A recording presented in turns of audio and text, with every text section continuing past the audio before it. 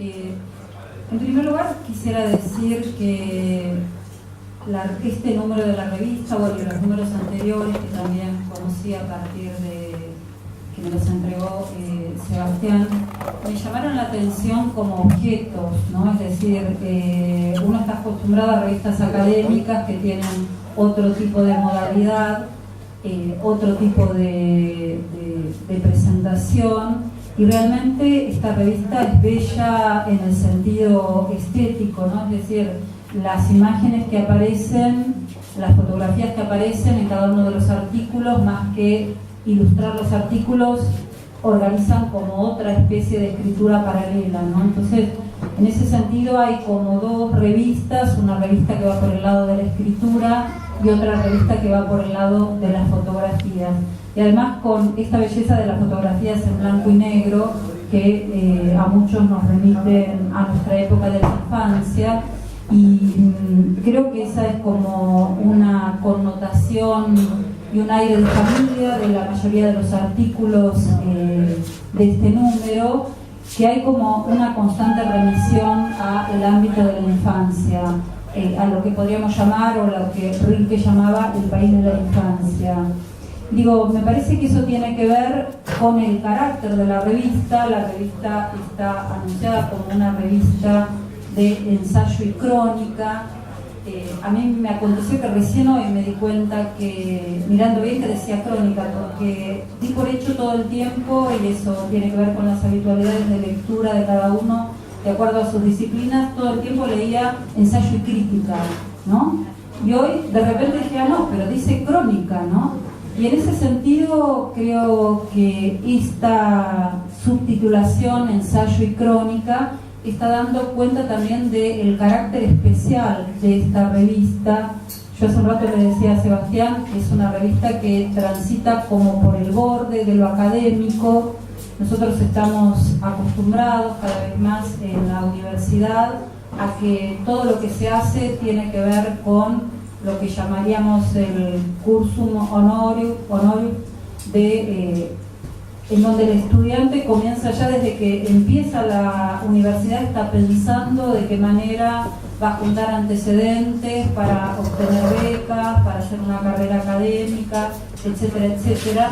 Y esta revista representa en ese sentido un desafío, porque queda al margen de esa carrera de honores que significa la vida académica en este momento, y por eso me parece que hay que tener en cuenta el gran esfuerzo que significa hacer una revista de este tipo, en donde se pueden dar el gusto de escribir aquello que piensan, más allá de tener en cuenta si la revista está indexada, quién lo va a evaluar, etcétera, etcétera, ¿no? Entonces, en ese sentido, me parece que la revista tiene un inmenso valor, y dado que este número se llama justamente La Razón Salvaje, me parece que la revista Humo queda como un ámbito salvaje frente a la urbanización académica a la que nos hemos acostumbrado cada vez más en el ámbito universitario, en donde todo tiene que ser traducido en un número, en pertenecer al grupo 1, grupo 2 o grupo 3, en cosas traducibles en términos de puntaje, ¿no? Por eso digo, en ese sentido me parece un enorme mérito de la revista. Este número, como recién decía el compañero que hacía la presentación, remite a la idea de razón salvaje, y uno podría plantearse ya que la expresión, el sintagma razón salvaje es un poco contradictorio, ¿no? Porque estamos habituados a que o algo es racional o algo es salvaje. Y ya el conjugar en una misma expresión los dos términos, me parece que da cuenta de un modo de tratamiento de la problemática que se hace evidente en los textos, y que tiene que ver con ese triple ámbito que se señalaba al comienzo, desde donde es abordada esta problemática. Uno es el ámbito del animal, en donde hay 8 artículos que remiten a la problemática del animal. El otro es el ámbito del paisaje, o sea, en qué medida nosotros podemos considerar que el paisaje es lo salvaje. y en ese sentido hay 3 artículos sobre esta temática. Y luego está el ámbito, digamos, de los así llamados sobrenatural, en donde hay 2 trabajos sobre el tema de los fantasmas, ¿no?, a los que enseguida me voy a referir. Y hay además una entrevista en donde, la entrevistada, Mariana Enríquez, alude a todas estas problemáticas y me parece que plantea una serie de cuestiones muy interesantes para pensar esas problemáticas en el ámbito de la literatura argentina. Yo le decía a Sebastián que me encantaron todos los artículos, o sea, leí los artículos un poco así de tirón, o sea, leía 4 y después leía los 4 siguientes, porque son artículos que obligan a leerlos, dan ganas de leerlos por esto que está muy presente en esta idea del ensayo. Cuando a mí me entregó los números 1 y 2, Sebastián, de la revista, la verdad que me dio, y él me había invitado a escribir, me dio un poco de miedo escribir en esta revista, y digo, ¿por qué? O sea, vi que acá está encarado el ensayo desde el punto de vista de lo autobiográfico, es decir, hay una fuerte incidencia en la idea de ensayo, que es un concepto muy discutible y sobre todo en el ámbito de la filosofía de donde yo vengo, hay una fuerte incidencia en esta idea de ensayo de la cuestión autobiográfica. Y en esta urbanización de la vida académica a los que estamos acostumbrados, lo que estamos hace mucho tiempo en la universidad, lo autobiográfico en general es lo que se deja de lado, ¿no? A pesar de que podríamos decir que siempre que escribimos algo estamos escribiendo autobiográficamente, a pesar de que no escribamos nada en el sentido estricto del término, ¿no? En ese sentido, Derrida, en una de sus conferencias, diríamos, más difíciles de entender, que es cómo no hablar, él justamente señala eso en una nota a pie de página, dice cómo no hablar de sí, siempre estamos hablando de nosotros mismos, y cómo no hablar de sí mismo sin hablar del otro, ¿no? Y en este sentido lo que acontece en esta revista y con estos ensayos es que hay como una especie de exigencia de hablar de sí exponiéndose, por lo menos, bueno, es lo que a mí me pasó cuando me pidieron el artículo y, como les decía, uno no está acostumbrado a esa exposición, pero cuando uno lee los artículos es muy impactante ver de qué manera las diferentes temáticas están encarnadas en quienes escriben, porque quienes escriben siempre desde su autobiografía, desde crónicas de cuestiones que les han acontecido, etcétera, ¿no? Entonces, en ese sentido, quiero rescatar este valor del ensayo en esta revista y del ensayo en este sentido fuertemente autobiográfico. Entonces les decía, me gustaría decir, aunque sea 2 palabras de cada uno de los artículos, por esto que les señalé que me impactaron mucho en la lectura, me parecieron todos artículos excelentes. Y yo les decía que la primera parte está organizada en torno a la problemática zoológica y dividida en lo que acá se llama la zoología pública y la zoología doméstica. Y es muy interesante que en este primer bloque, de estos 4 primeros artículos de la zoología pública, aparece la vinculación entre la política y la animalidad, ¿no? Es decir, los 4 artículos de una manera remiten a el problema político vinculado con la cuestión de la animalidad. Recién el compañero que hacía la presentación indicaba que estamos en un momento en el cual se habla mucho del animal. Y a mí me pasó este año, inaugurando la materia Filosofía de la Animalidad, que le dije a los estudiantes que realmente me daba vergüenza inaugurar en este momento una materia dedicada al tema del animal. Y digo porque me da vergüenza porque estamos en un momento en nuestro país en donde toda la problemática del otro está diluida, borrada, dejada de lado, y me parece que no se puede trabajar el tema del animal, salvo que se lo trabaje, digamos, como cuestión de snobismo, si uno no está preocupado por el otro humano, ¿no? hay como una mayor relevancia en este último año, en donde pareciera que hay un discurso público preocupado por los animales, cuando al mismo tiempo tenemos una modalidad no solo discursiva, sino evidentemente operatoria a nivel político, de desprecio por el otro humano, ¿no? Y todas las cuestiones que tienen que ver con los despidos, todos los temas de flexibilización laboral, etcétera, etcétera. Entonces, no sé si es bueno para nosotros que en este momento, con estas características, se trabaje la problemática del animal. Digo, para nosotros desde el punto de vista de pensamiento y filosófico, porque el pensamiento filosófico en torno al animal es posible cuando uno ha partido de la consideración del animal como un otro. Y para partir de la consideración del animal como un otro, hay que tener en cuenta, en primer lugar, que el otro humano es un otro, ¿no? Es decir, no es un elemento disponible, no es alguien que sirve a determinadas necesidades, sino que es un otro con el carácter que tiene toda alteridad, que es el carácter de extrañeza que significa la otredad.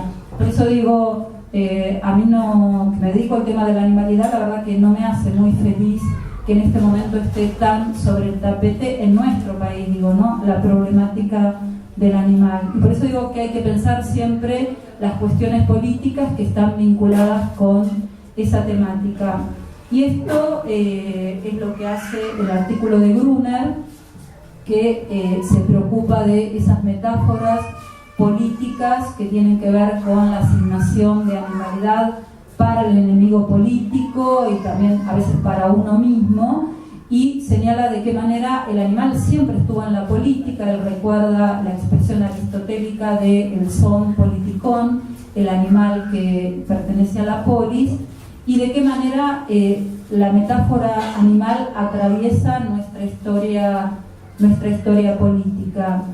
Y en ese sentido también Sebastián hace referencia a la problemática política, porque en su texto, que se titula Recuerdos de un nuevo lacto vegetariano, remite a ese aspecto que diríamos tiene que ver con la cuestión social y de costumbres de lo que es la vida del vegetariano, ¿no? Él ahí cuenta de qué manera su madre durante 20 años tuvo que hacer 2 comidas en su casa, una para el resto de la familia y otra para él, y cuenta una anécdota de cuando tenía 7 años, cuando se vio enfrentado a su condición vegetariana en la casa de un amigo y lo que eso supuso, ¿no?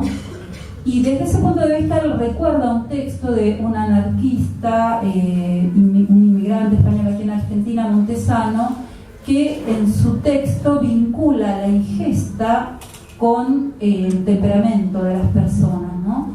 En ese sentido es muy interesante que ya desde fines del siglo XIX y comienzos del XX, cuando comenzaron los movimientos feministas en Alemania y en Inglaterra, las primeras feministas consideraron que debían ser vegetarianas porque establecían una vinculación entre lo que era la ingesta cárnica y la cultura patriarcal y lo que representaba el movimiento feminista como liberación de esa cultura patriarcal. Y en ese sentido, digamos, las primeras feministas, y es algo que después en parte se abandonó en el feminismo y por suerte en las últimas décadas en lo que es el ecofeminismo ha sido retomado, las primeras feministas decían, por rebelión frente a el sistema patriarcal que las obligaba a estar en la cocina cocinando algo que desde el punto de vista de su sensibilidad les parecía bastante desagradable, que era la carne, y con esta idea de que el hombre debe consumir carne, decía entonces las primeras feministas fueron vegetarianas por esa razón. Y en este sentido, digo, en la revista aparece muchas veces la vinculación entre la cuestión de la ingesta y temas que atañen a la problemática política, ¿no? Es decir, Después va a aparecer más adelante también la vinculación de la ingesta con, por ejemplo, aunque parezca extraño, con el movimiento espiritista, ¿no? Y cómo eso tiene que ver con una capacidad de, diríamos, de resistencia a determinadas formas de habitualidad de las conductas, ¿no? Entonces, en ese sentido, en el texto de Sebastián, me parece que está muy bien esto, ¿no? Es decir, de qué manera la condición de la ingesta puede ser una forma de resistencia desde el punto de vista político a determinadas habitualidades a las que estamos acostumbrados. Y después aparece en este texto siguiente que alude a la cuestión de cómo algunos autores y algunos artistas han trabajado la problemática del animal, el texto de Laxagorde, en donde él cita a Adorno, a Marosa di Giorgio, a músicos que trabajan la problemática del animal. Él muestra las confluencias que existen entre, como él dice, los espíritus animales y los espíritus humanos. Y me gustó mucho cómo termina este texto, porque él termina su artículo haciendo una alusión al hecho de que ir a ver la problemática del animal en una suerte de espejo deformado de lo que somos, tal vez nos pueda permitir un mejor querer con respecto a estas problemáticas, ¿no? En ese sentido me pareció como un final esperanzado para algo que yo advertí, o no sé si es el tipo de lectura que yo hago últimamente de estas problemáticas, que es tal vez un tono más bien de decepción de quienes han escrito estos artículos con respecto a lo que significa el modo de ser humano. Digo, de decepción en el sentido de que me parece que hay una vinculación muy fuerte en los artículos entre el modo de ser humano y el modo de ser urbano.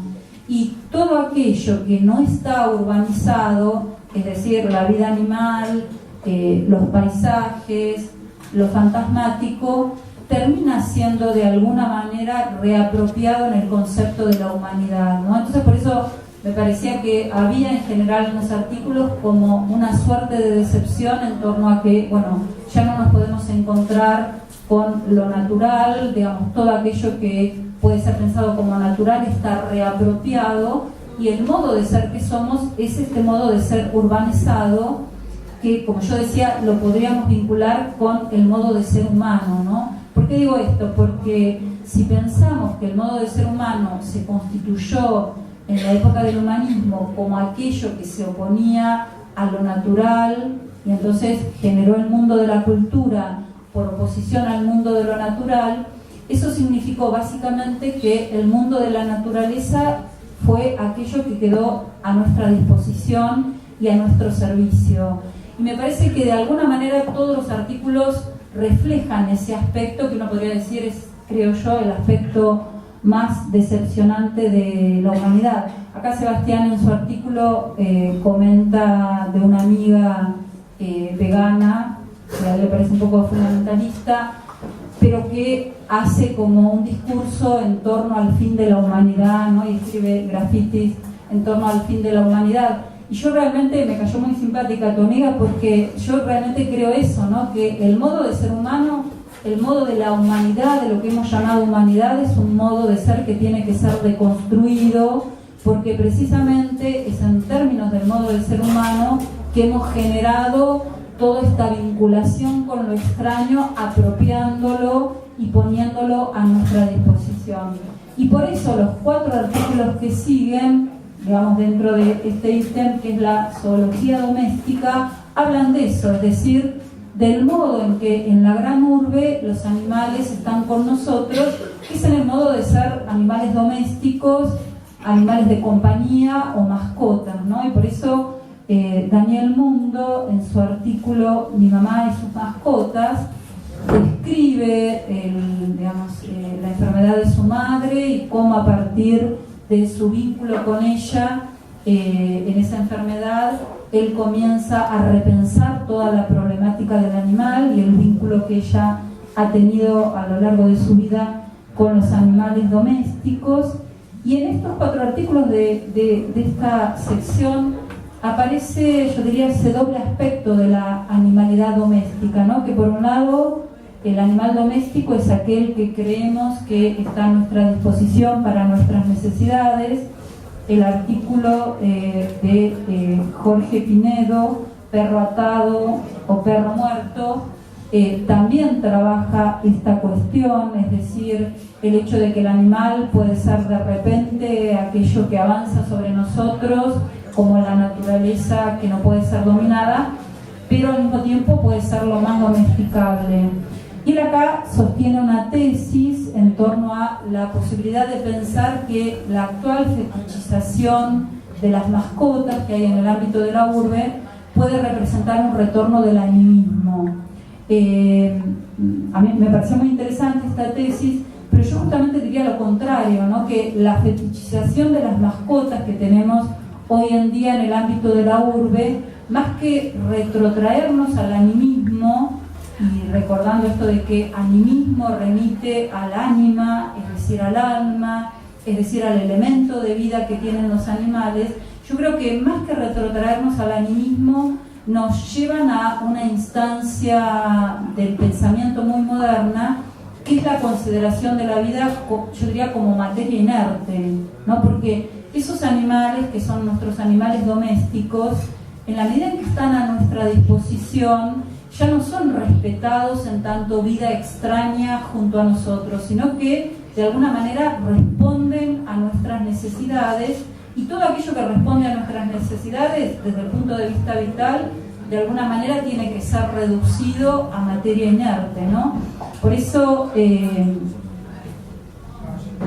esta problemática, digamos, del animal doméstico también aparece en el artículo de Mauro Greco, El animal que perdí, en donde él cuenta esa disponibilidad que tienen esos animales a los que llamamos mascotas, y cómo, por ejemplo, un perro que era, digamos, que formaba parte de su vida, en determinado momento desaparece de su vida y es regalado a alguien, pero nunca se ve en la casa de ese alguien, y un poco señala eso, ¿no? Ese aspecto de la disponibilidad que el animal doméstico tiene para nosotros. Y bueno, en el artículo de mi compañero, Postales de un bestiario suburbano, aparece la problemática de cómo pensar un bestiario. Él señala en el barrio en el cual vivió su infancia, el barrio General San Martín, en donde, como él indica, había una gran presencia, o una supuesta presencia, yo diría, de la naturaleza a partir de lo verde, y cómo en ese ámbito en donde hay una posible naturaleza en lo urbano, él se vinculó en su infancia con determinados aspectos de la animalidad, ¿no? Me impresionó mucho el tema de los renacuajos, de qué manera, digamos, los renacuajos nunca llegaban a la edad adulta porque desaparecían por el inodoro, ¿no? Y entonces, en ese sentido, él lo que plantea es de qué manera hay una posible educación sentimental a partir de la vinculación con los animales que hemos tenido en nuestra infancia. Y por eso decía, es como el aire de familia en torno a todos estos primeros artículos que trabajan la problemática del animal, es el tema de la infancia. O sea, pareciera que para pensar la problemática del animal tenemos que volver al territorio de la infancia, porque es en ese momento en que se comienza a generar, a partir de las directivas de los mayores, esta idea de la desvinculación, ¿no? Tal vez cuando éramos niños estábamos en una forma de comunidad con lo viviente, que el pasaje a la vida adulta implicó básicamente el romper con eso, ¿no? Es decir, la separación, ¿no? Por eso yo decía anteriormente que para pensar el tema del animal creo que hay que volver al país de la infancia, ¿no? Y a ver qué es lo que aconteció allí.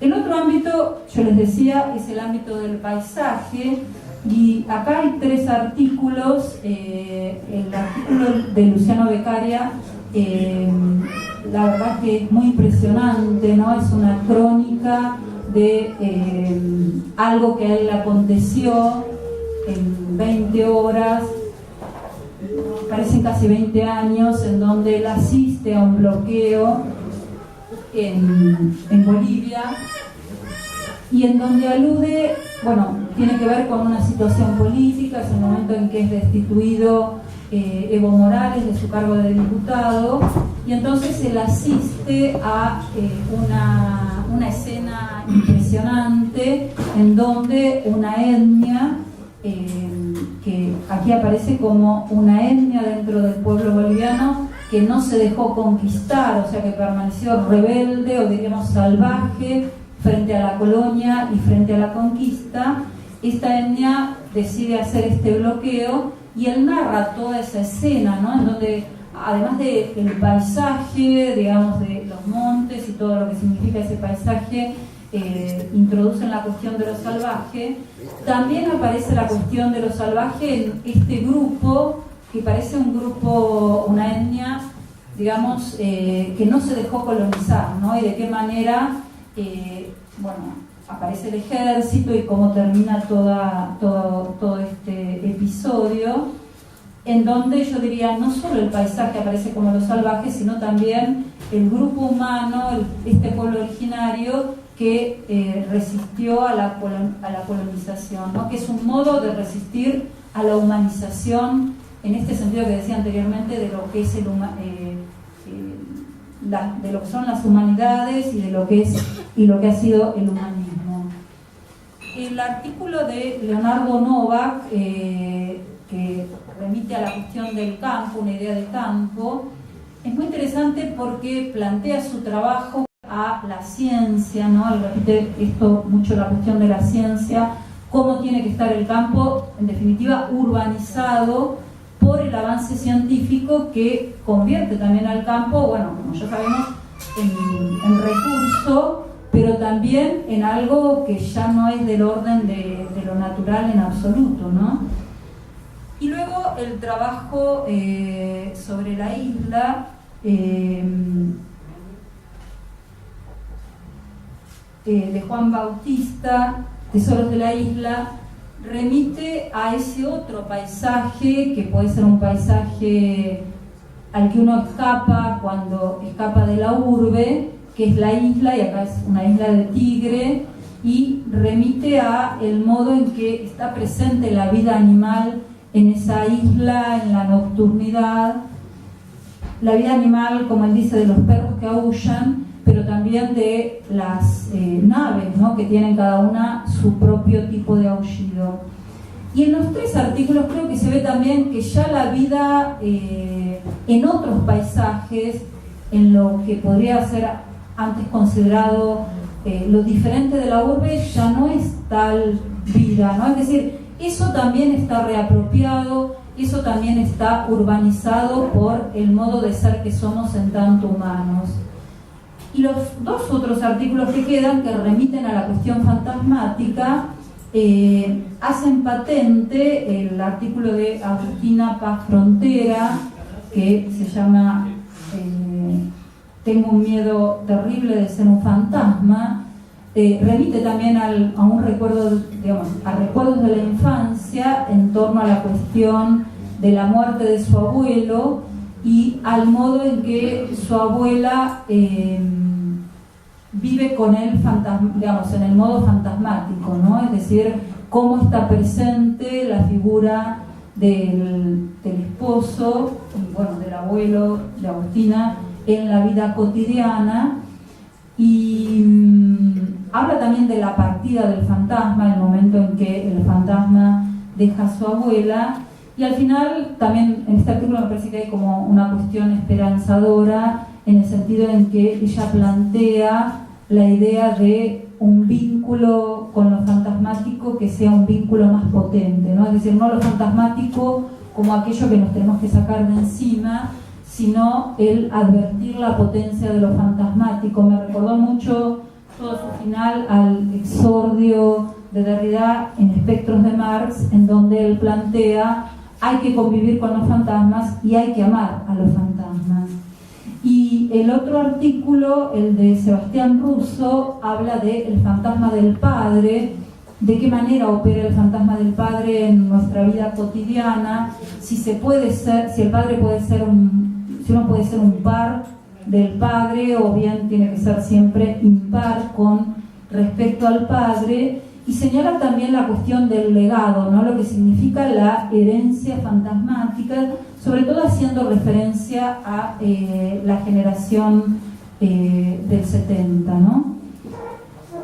Y bueno, existe también en este número la entrevista que le hacen a Mariana Enríquez, en donde ella retoma todas estas problemáticas, tanto la problemática del animal como la problemática de lo fantasmático, y ella señala algo muy interesante. Dice que en Argentina no tenemos una literatura de lo fantasmático ni tenemos una literatura del terror, porque la problemática del terror ha sido pensada desde el punto de vista de la crítica literaria desde la cuestión del miedo y el modo en que el miedo está vinculado con la política, ¿no? Me pareció muy interesante para analizar por qué no tenemos un género del terror en nuestra literatura argentina, y ella señala que textos como El final del juego de Cortázar o El informe de ciegos de Sábato deberían ser considerados como textos de literatura de terror, ¿no? Entonces me parece que da para pensar muchas cuestiones. Bueno, ella también habla de la problemática del animal, cómo aparecen los animales en su novela y la vinculación que tiene con el animal desde ese doble aspecto de la familiaridad. Y acá, bueno, ella habla de perros y de gatos, ¿no? Y menciona cómo habitualmente lo familiar y lo cercano se da con los perros, pero para ella la figura que ella introduce en su novela es justamente la figura del gato, ¿no? Que le parece más cercana a lo que ella trabaja.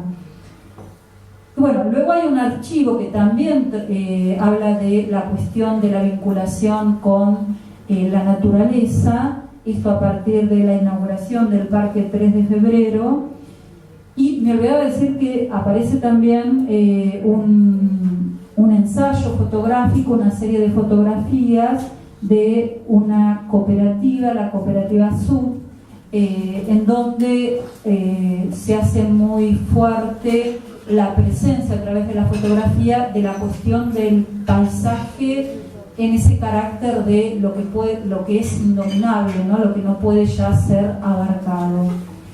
Entonces, en todos estos trabajos yo creo que como cuestión para pensar, y después vamos a charlar con el compañero, me parece que se hace muy fuerte esto primero que señalé, ¿no? Esta idea de cómo para pensar estos temas tenemos que remitirnos siempre al territorio de la infancia como lugar en donde se entreteje toda esa normalización de nuestra existencia que después empezamos a considerar como lo habitual, ¿no? Y creo que estos artículos nos dan la posibilidad de volver, aunque sea temporariamente, a ese territorio de la infancia para ver qué es lo que allí aconteció y por qué la vida adulta nos parece, digamos, en su sentido de habitualidad y de normalización, tan habitual, tan del sentido común, y estos artículos me parece que nos llevan a cuestionar eso, ¿no?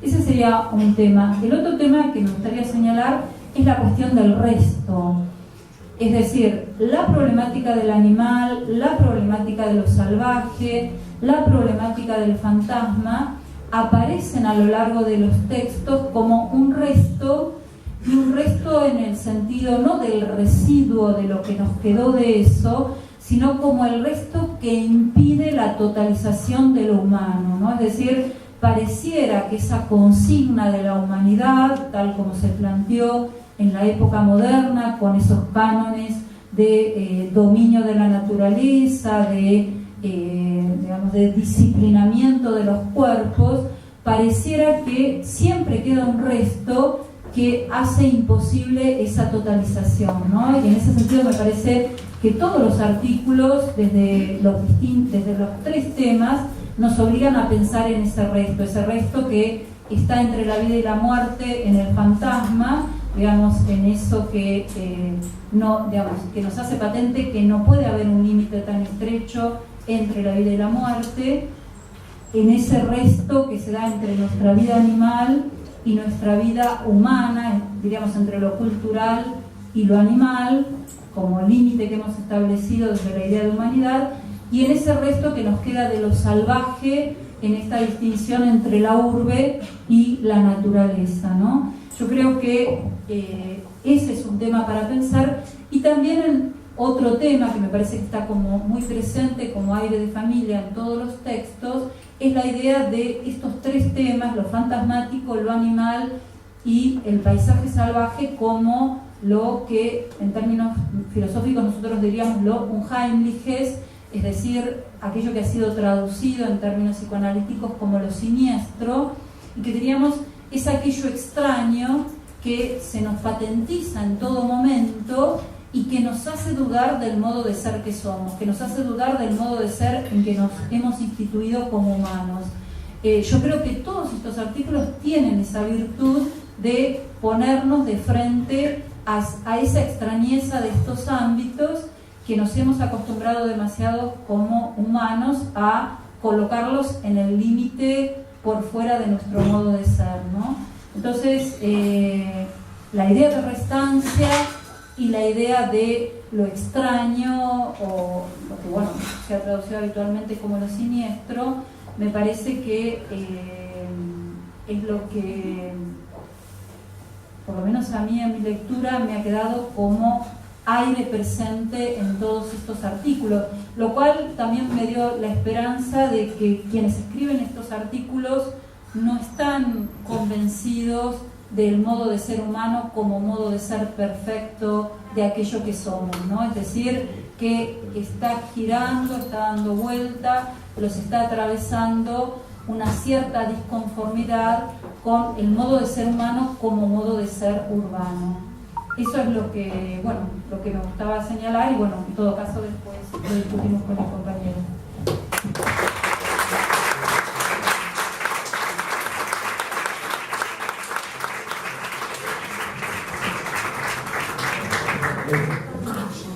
Buenas noches. Yo no soy un académico, voy a hablar de un lugar bastante pedestre de lo que me pasó con la lectura, irlo relacionando con algunos textos y cosas que leí y que me disparó la lectura de la revista. Preparé un texto. Este número de Humo abre con un oxímoron fértil, de resonancias profundas y quizás no del todo inesperado, que es la razón salvaje.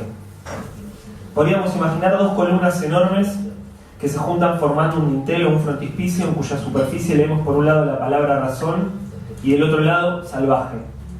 O mejor aún, podríamos pensar que tengo 2 largos rollos o pergaminos con las inscripciones razón y salvaje, uno en cada mano, y que los dejo caer y desenrollarse hasta llegar a donde están sentados ustedes. ¿Qué palabras veríamos aparecer entre las mesas? Primeramente, en el rollo correspondiente a la razón encontraríamos el adjetivo humano, como opuesto a animal que figura en el otro rollo.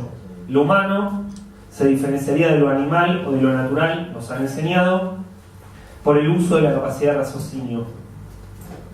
Lo salvaje sería por definición lo irracional. Luego, a medida que avanzáramos en la lectura de los 2 rollos o bajáramos siguiendo las inscripciones talladas en cada columna, veríamos desplegarse una larga lista de pares oposicionales: consciente, inconsciente, mental, corporal, adulto, infantil, en una suerte de efecto cascada o dominó. Sin embargo, muy pronto intuimos que quienes confeccionaron estos rollos o eligieron las columnas no son seres celestes, sino que en buena medida responden a un conjunto de coordenadas históricas y sociales muy concretas. En una palabra, son casi todos hombres y europeos. Y si con la ayuda de expertos y aparatos de precisión quisiéramos datar el pergamino que lleva por título Razón, que en varios rincones de la sala rodado por el lado derecho. En muchos casos descubriríamos que no podemos remontarnos más allá de los siglos XVIII y XIX. En rigor, gran parte de su contenido está hecho de extrapolaciones realizadas durante la era victoriana, y los sustantivos Europa, hombre, burgués, blanco ocupan un espacio preeminente. Mientras tanto, por el lado de lo salvaje habría notado muchos más vocablos: Asia, América, África, superstición, femenino, indio, negro, proletario. Nos alejaríamos un poco aquí de los pares binarios y veríamos configurarse un juego de posiciones de uno a muchos, o si se quiere, de centro a periferia. Podríamos decir Europa versus el resto del mundo.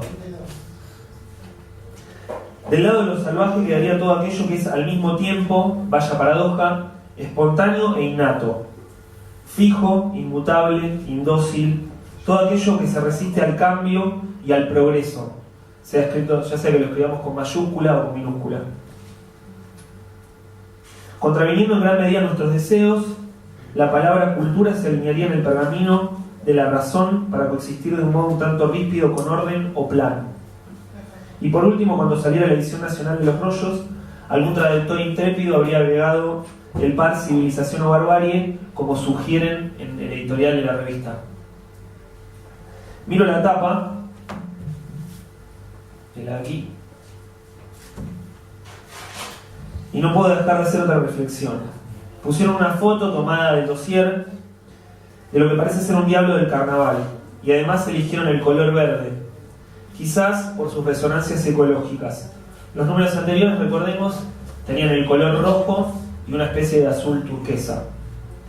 Michel Pastoureau, un historiador de la cultura francés que dedica varios de sus libros a estudiar la simbología de los colores y los animales en el contexto de la Europa medieval y moderna, explica que antes de que a mediados del siglo XX deviniera el color de los partidos y las agrupaciones ecologistas, el verde simbolizaba todo aquello que tuviera una naturaleza mudable, caprichosa. A diferencia del rojo, aristocrático, cardenalicio, del negro, el color burgués por excelencia, el color de la Reforma protestante, o el azul, en Francia, atributo cromático primero de la Virgen y de allí del Rey. El verde era un color técnicamente inestable y socialmente poco valorado. Los pigmentos que se usaban para producirlo se degradaban y decaían rápidamente en otra cosa, en marrones, en ocres. Y es así como, de a poquito, comienza a volverse un sinónimo del azar, al punto de que deviene la coloración del tapete en muchos juegos de mesa, piensen en el billar o en la ruleta, y en la tonalidad dominante en la vestimenta de bufones, trovadores, mercachifles, curanderos, brujos y brujas. Por propiedad transitiva, también acaba por caracterizar a muchas criaturas mágicas o monstruosas. Se vuelve, por decirlo así, el manto de los habitantes de los reinos intermedios entre lo humano y lo sobrenatural. Duendes, hadas y dragones son verdes. Presten atención, nos invita Pastoureau, a muchas pinturas y frescos de la Baja Edad Media y los albores de la modernidad, y notarán que el diablo no es rojo, sino que es negro o verde. El diablo que, retomando a Bakhtin, en esta época no es aún el emblema del mal absoluto, la figura terrorífica del romanticismo, sino más bien el portador de una visión del mundo extraoficial. Y yo pensaba que en este número, por supuesto, se habla de lo sobrenatural, se habla del terror, de los aparecidos, de los espectros, de las cosas que son dos cosas al mismo tiempo. Y allí está en la entrevista a la tenebrosa Mariana Enríquez, la crónica de Agustina Frontera, que se llama justamente Tengo un miedo terrible de ser un fantasma, y el texto de Sebastián Russo, El rumor del Odado. Pero me doy cuenta que avanzo de manera desordenada por el lado de lo salvaje más que por el lado de la razón. Haciendo mención explícita de los retratos casi pre o proto surrealistas de Archimboldo, hechos con hortalizas, frutas, peces y bichos de todo tipo, el título del editorial es Nuestra cara animal. Allí los editores escriben que, y cito, la naturaleza no es algo en sí misma, sino una forma de relacionarnos con las cosas, de volverlas familiares, de plegarlas a nosotros. O sea, el animal como reflejo del humano, como un ingrediente privilegiado en la creación de cosmogonías, mitologías, religiones, heráldicas, tótems. En otras palabras, el animal o lo animal en tanto que símbolo de los asuntos animales. Los animales como espejo donde mirarnos. Varios textos abordan el tema de los salvajes desde este ángulo. El de Eduardo Brunner, que es una especie de tour de force erudito acerca de las metáforas animales en la historia política. Desde los apodos zoológicos de la política criolla, el peludo de Irigoyen, el lobo Andor, el perro Santillán, hasta el Leviatán de Hobbes y cómo omitirlo, hasta Maquiavelo aconsejando a su príncipe la astucia del zorro y la fuerza del león. O el texto de Juan Alzadeborde, que en una serie de instantáneas nos devela la presencia de lo animal en el imaginario de diferentes poetas, músicos, pintores y filósofos. O el texto de Jorge Pinedo, Perro atado, perro muerto, que combina los recuerdos del autor con algo de crónica costumbrista y análisis sociológico, un rasgo que comparte a su vez con El animal que perdí de Mauro Greco. Si seguimos con esta taxonomía ad hoc, creo que otros textos, con los que confieso quizás sentir una afinidad mayor, se proponen el movimiento inverso. No tanto buscar las apropiaciones que el humano hace de lo animal, sino ver el lugar de lo animal en lo humano. Romper con cierto narcisismo de especie y explorar hasta qué punto el humano se confunde y se mezcla con lo animal, incluso hasta volverse indistinguible. Stephen Jay Gould, que fue un ensayista brillante y un pensador bastante rebelde, dice que uno de los malentendidos más dañinos acerca de la teoría de Darwin, y que figura absolutamente en todos los manuales aún hoy en día, es la metáfora de lo que él llama la marcha del progreso, entre comillas. No hay quien no la tenga grabada en la retina.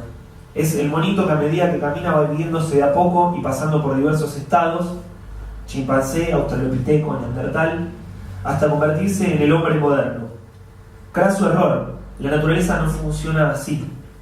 No hay avance, no existe el progreso. La vida se asemeja mucho más a un arbusto que a una línea o una escalera. Y para peor, un arbusto caótico, deforme, mal podado. La marcha del progreso no es otra cosa que un mito victoriano de implicaciones tan nefastas como numerosas.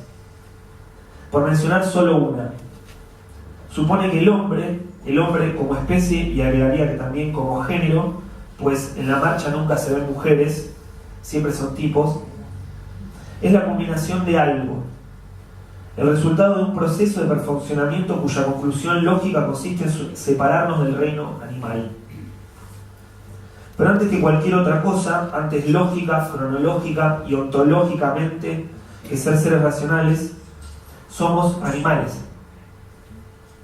Aunque nos alabe creer lo contrario, en nuestra vida diaria estamos tanto más moldeados por nuestro cuerpo y nuestro instinto, que sí los tenemos, que por nuestra cultura. Yéndome por las ramas, siempre me pone nervioso cuando dicen que el lenguaje es algo cultural y se opacan siempre los aspectos biológicos, innatos, orgánicos que tiene el lenguaje. Y acá el tema de la mortalidad me parece uno de los ejes centrales de este tercer número de Humo.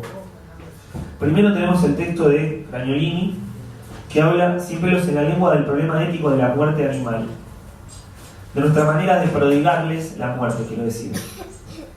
Yo creo que más que un problema, en realidad se trata de un callejón sin salida, y no puedo dejar de recordar que el escritor colombiano Fernando Vallejo, cuya formación de grado es la de biólogo, se refiere en varias entrevistas a las anteojeras morales que llevamos para el sufrimiento animal.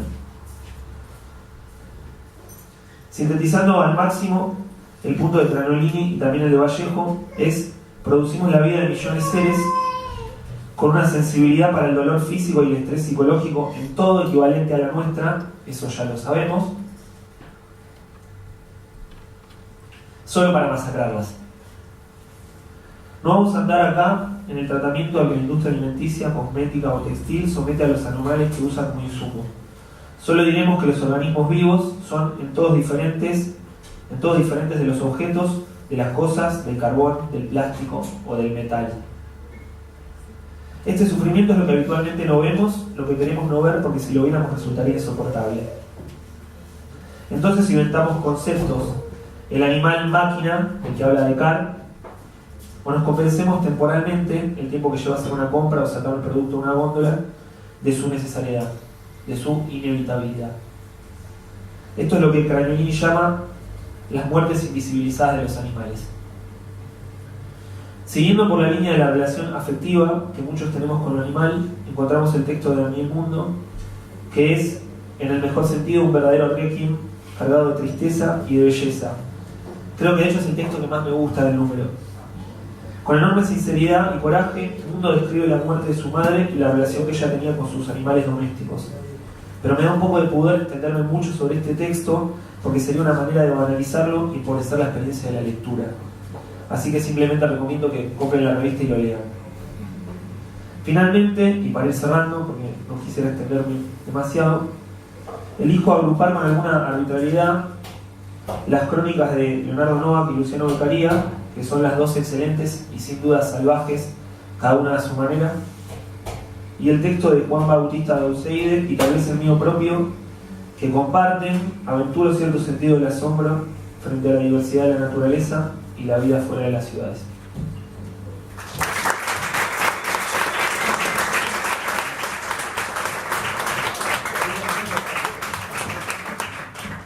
Bueno, muchas gracias, Mónica, Esteban, por escribir, por comentar, etc. Y ahora, como vaticinamos y cumplimos, prometimos y cumplimos, abrimos el micrófono a intervenciones, comentarios, a diálogos, por supuesto, de los presentadores. No sé si algún voluntario o voluntaria, si no les vuelve el micrófono a los presentadores. Bueno.